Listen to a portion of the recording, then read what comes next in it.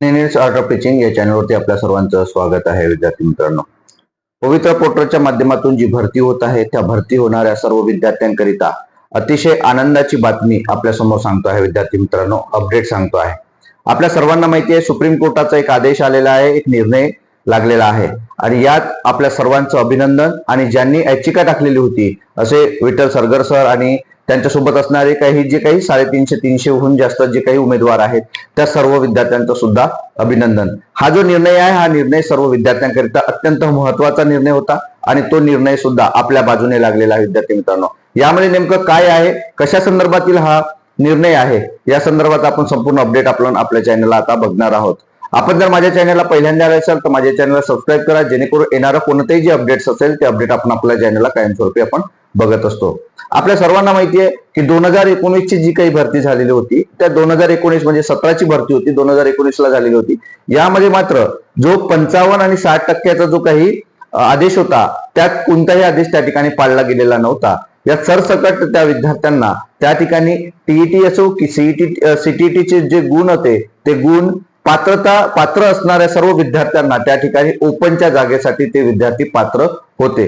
परंतु 2025 मध्ये म्हणजे 2022 मध्ये जो काही नियम लागू करण्यात आलेला होता शासनाच्या वतीनं, तो निर्णय आणि या निर्णयाच्या विरुद्ध आपले विद्यार्थी उमेदवार हे कुठे गेले होते, कोर्टात गेले होते. आणि यात कोर्टाने सुद्धा, हायकोर्टाने सुद्धा हा जो आदेश आहे आपल्या विद्यार्थ्यांच्या विरोधात दिलेला होता. आणि अशा वेळेला हा विरोधात दिलेला जो काही आदेश आहे याच्या विरुद्ध चॅलेंज करून सुप्रीम कोर्टामध्ये जे विद्यार्थी गेले होते त्यांचा निर्णय हा काल आलेला आहे.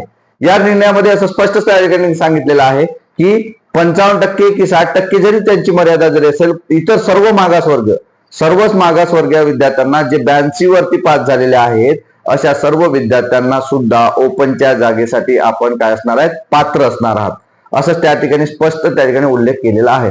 मग आतापर्यंत जे काही 350 विद्यार्थी होते त्या 2022 मध्ये त्या विद्यार्थ्यांचं काय झालेलं आहे, नुकसान झालेलं आहे. 3 वर्षाचं नुकसान झालं आहे. याचा भरपाई कोण देणार हा प्रश्न आहे.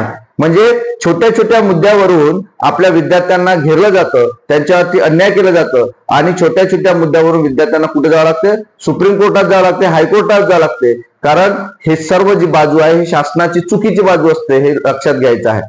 म्हणजे यात विद्यार्थ्यांचा वेळ जातो, पैसा जातो आणि त्या माध्यमातून जे काही विद्यार्थी त्या वेळेला लागायला पाहिजे त्यात त्यांचे 3-3, 4-4 वर्ष त्याचे एक्सपायर होत जातात. दुसरी गोष्ट की त्यांना जे काही गोष्टी मिळायच्या म्हणजे शासनावर नोकरी लागल्यानंतर 3 वर्षाचं नुकसान म्हणजे किती झालं हे लक्षात घ्यायचं आहे. कारण यामध्ये त्या विद्यार्थ्यांचं शिक्षण सेवकही कार्ड गेला किंवा बाकी इतर जे काही गोष्टी आहेत त्या सुद्धा त्या ठिकाणी जाणार आहेत. म्हणजे हे जिकडून गेलं तिकडून काय होत आहे, आपल्या विद्यार्थ्यांचं त्या ठिकाणी नुकसान होताना आपल्याला दिसत आहे.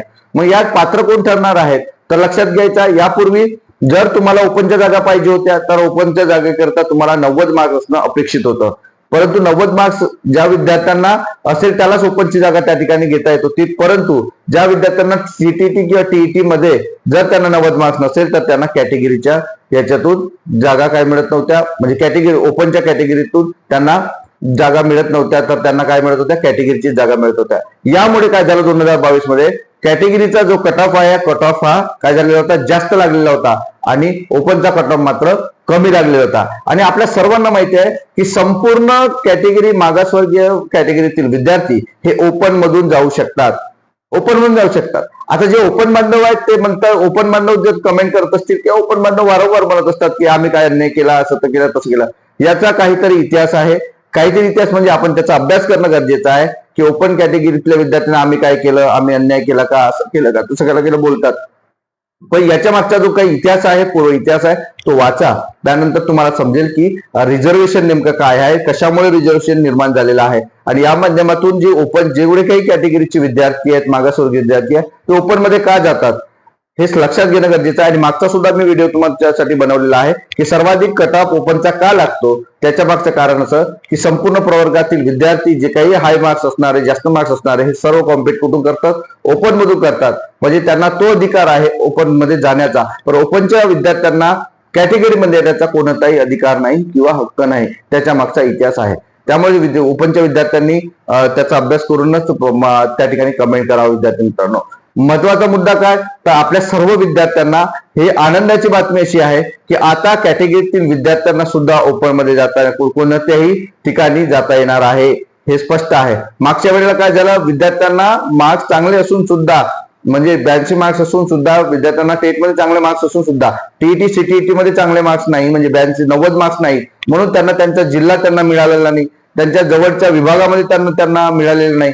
आणि त्यामुळे विद्यार्थ्यांना आता माहिती आहे की शिक्षण सेवक असताना त्यांच्या ऑर्डरवरती दिलेला आहे की त्यांना बदलीचा कोणताही हक्क त्या ठिकाणी राहणार नाही. मग असे विद्यार्थी मात्र त्यांचं नुकसान झालेलं आहे, त्यांना गावाजवळ किंवा त्यांच्या विभागामध्ये नोकरी मिळायची, तर या टीईटी किंवा सीटीईटीच्या धोरणामुळे 55-60च्या धोरणामुळे त्या विद्यार्थ्याला कुठंतरी गावापासून दूर जावं लागलं.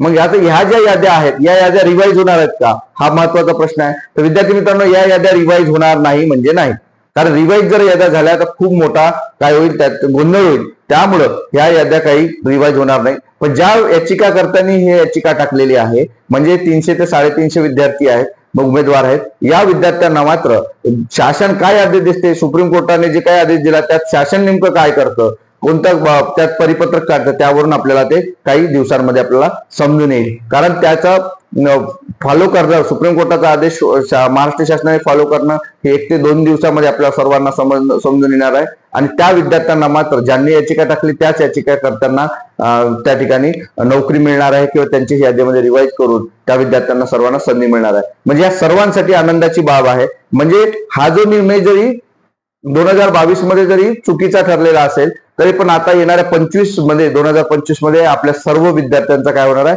फायदा होणार आहे. जे मागासवर्गीय विद्यार्थी आहेत आणि ओपनचे सुद्धा विद्यार्थी आहेत, या सर्वांना त्याचा काय होणार आहे, फायदा होणार आहे. विद्यार्थी मित्रांनो, हा जो होता हा अंतिम निर्णय होता. आपल्या या निर्णयाबद्दल नेमकं काय वाटतं हे नक्की कमेंट बॉक्स मध्ये कळवा. आणि अशाच अपडेट करता माझ्या चॅनलला मात्र सबस्क्राईब करा. धन्यवाद.